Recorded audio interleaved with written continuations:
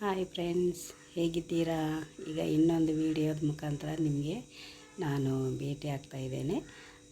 So ಅದೇನಂತಂದರೆ, ಈಗ ಎಲ್ಲರಿಗೂ ಗೊತ್ತಿದ್ದ ವಿಷಯನೇ ಆದರೂ ಸಹ ನಾನೊಂದು ಸಣ್ಣ ಮಾಹಿತಿ ಕೊಡ್ತೇನೆ ನಿಮಗೆ.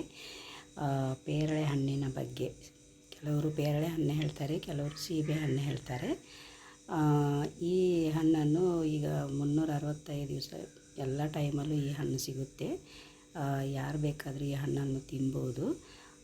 ಮತ್ತು ಶುಗರ್ ಪೇಷಂಟ್ನವರಿಗೆ ತಿನ್ನಬಾರ್ದು ಅಂತ ಹೇಳ್ತಾರೆ. ಸೊ ಶುಗರ್ ಪೇಷಂಟ್ ಅವರು ತಿನ್ಬೋದು, ಯಾಕಂದರೆ ಇದರಲ್ಲಿ 37 ಕ್ಯಾಲರಿ ಮಾತ್ರ ಸ್ವೀಟ್ ಇರುತ್ತೆ. ಹಾಗಾಗಿ ಶುಗರ್ ಪೇಷಂಟ್ನವರು ಧಾರಾಳವಾಗಿ ತಿನ್ಬೋದು.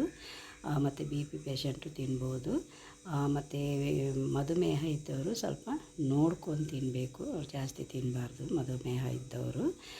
ಮತ್ತು ಚಿಕ್ಕ ಮಕ್ಕಳಿಗೆ ಇದು ಕೊಡುವಾಗ